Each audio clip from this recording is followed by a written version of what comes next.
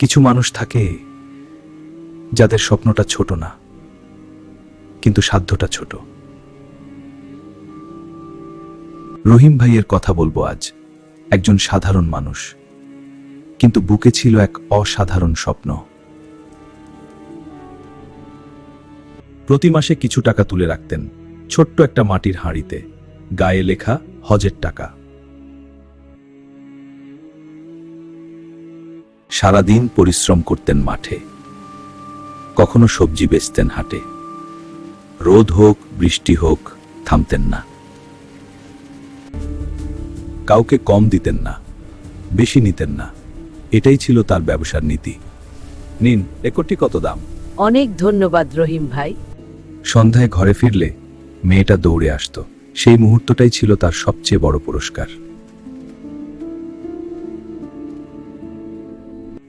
ঘরে বিলাসিতা ছিল না, কিন্তু অভিযোগও ছিল না। আলহামদুলিল্লাহ বলে খেতেন।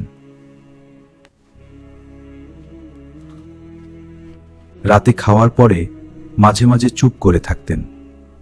সালমা জানতেন এখন তিনি মক্কায় আছেন মনে মনে। হজে যে যাওয়ার স্বপ্নটা ছোটবেলা থেকেই ছিল। বাবাও যেতে পারেননি। একদিন আমাদের বংশ থেকে কেউ হজে যাবে, সেই কথা বুকে এঁকে গিয়েছিল। সেই থেকেই স্বপ্নটা শুরু।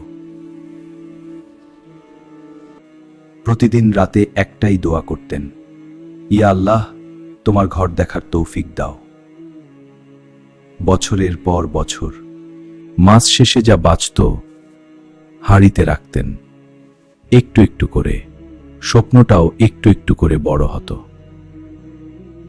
তারপর এলো সেই বছর, বনজায় ফসল গেল। একটা মৌসুমের পরিশ্রম শেষ।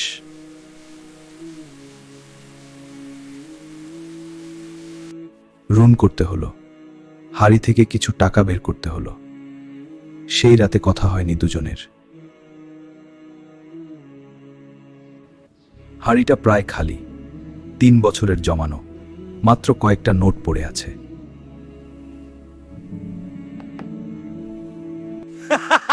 হজে যাওয়া গরিব মানুষের কাজ না। লোকে বলো তো, ওই টাকায় জমি কিনো, হজ তোমার কপালে নেই।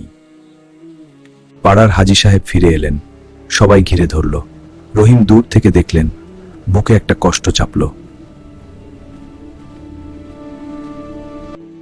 রাতে ঘুম আসতো না, চোখ যেত হাড়ির দিকে, মন বলতো কবে।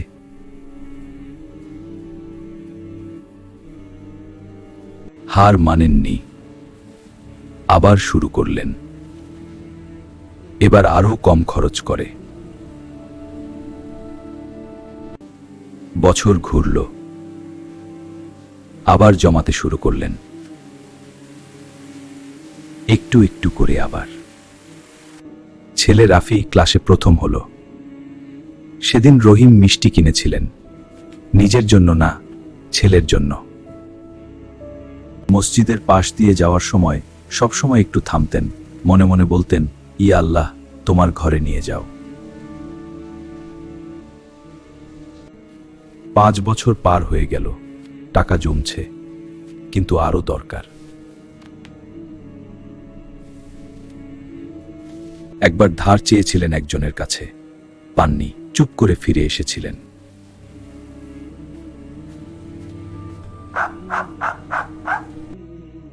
নিয়ত যদি সহি হয়, আল্লাহ তা কবুল করেন।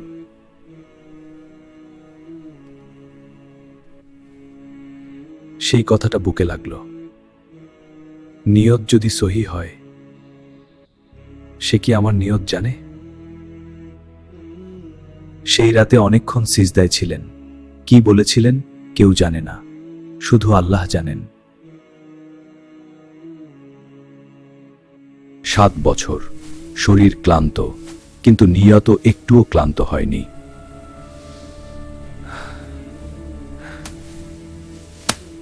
তারপর শরীর একটু ভাঁজ হতে শুরু করলো, বুকে ব্যথা হতো মাঝে মাঝে, বলতেন না কাউকে। একদিন ডাক্তারের কাছে গেলেন। ডাক্তার বললেন হার্টের সমস্যা। রহিম চুপ করে শুনলেন।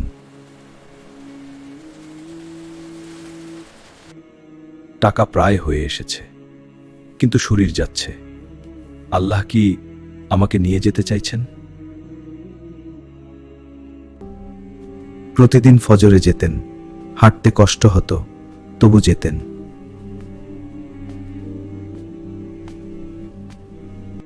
ইমাম সাহেবকে বললেন সব কথা। রহিম ভাই, নিয়ত তো আল্লাহ কবুল করে নিয়েছেন। রাসূলুল্লাহ সাল্লাল্লাহু আলাইহি ওয়াসাল্লাম বলেছেন, যে ব্যক্তি সৎ নিয়তে কোনো আমল করতে চায়, আল্লাহ সেই নিয়তের সওয়াব দেন। সেই কথাটা শুনে রহিমের বুকের ভেতর কিছু একটা গলে গেল, যেন বছরের পর বছরের ভার নামল। বাইরে এলেন। আকাশটা কত সুন্দর লাগছিল সেদিন। মনে হলো আল্লাহ দেখছেন। সেদিন একটা চিঠি লিখলেন, হাঁড়িতে টাকার সাথে রাখলেন। লিখলেন, ইয়া আল্লাহ, এই নিয়ত তোমার কাছে রইল। এরপর থেকে তিনি বদলে গেলেন একটু। ছোট ছোট কাজে মনোযোগ বাড়ল, যেন প্রতিটা মুহূর্তই হজের প্রস্তুতি। একটু থামো এখানে। রহিমের মতো তোমারও কি কোনো দোয়া আছে যেটা অনেক দিন ধরে করছো কিন্তু উত্তর পাওনি?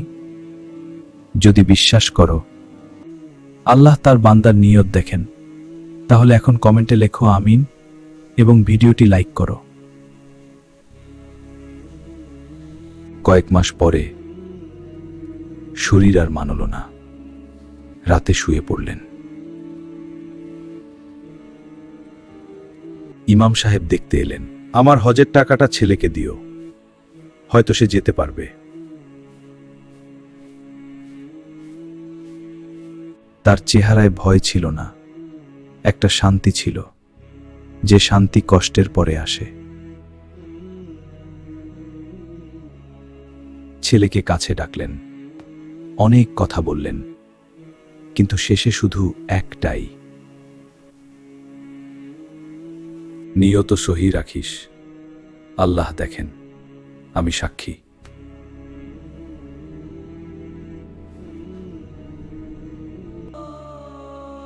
সেই আসরের পরে রহিম আর উঠলেন না।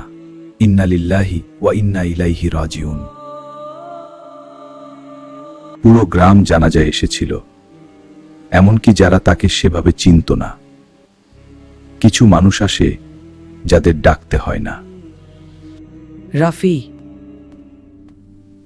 হাড়িটা নামালেন, ভেতরে টাকা আর একটা ভাঁজ করা চিঠি। চিঠিতে লেখা, ইয়া আল্লাহ, এই নিয়ত তোমার কাছে রইল। রাফি, হজে যাস বাবা, আমার হয়েও। রাফির চোখ থেকে পানি পড়ল। সালমা দোয়া করছিলেন, কেউ কথা বলল না। আল্লাহ কি তাকে সেখানে নিয়েছেন কে জানে। তবে হাদিসে আছে, নিয়ত সহি হলে আমল পূর্ণ না হলেও সওয়াব পূর্ণ হয়। হ্যাঁ, এটা নিন, আবার আসবেন। হ্যাঁ, অবশ্যই। 3 বছর পরে রাফি হজে গেল। মায়ের হাত ছেড়ে দরজার দিকে হাঁটল।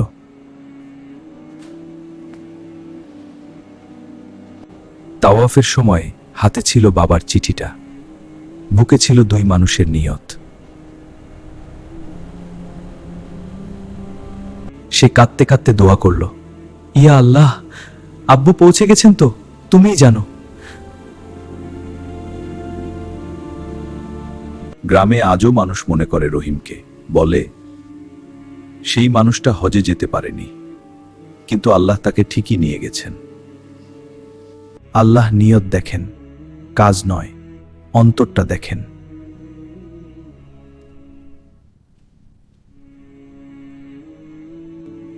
সেই হাড়িটা আজও আছে, টাকা নেই, কিন্তু যা আছে তার দাম মাপা যায় না।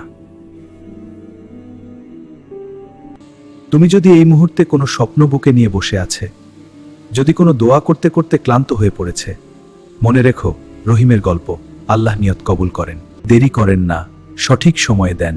হয়তো তোমার হজ এই দুনিয়ায় না, কিন্তু আল্লাহর দরবারে তোমার নিয়তের পাতি খালি নেই, ইনশাআল্লাহ। লাইক দাও যদি রহিমের নিয়ত তোমাকে ছুঁয়ে গেছে, আর সাবস্ক্রাইব করো কারণ এই রকম গল্প আরো আসবে। আল্লাহ হাফেজ।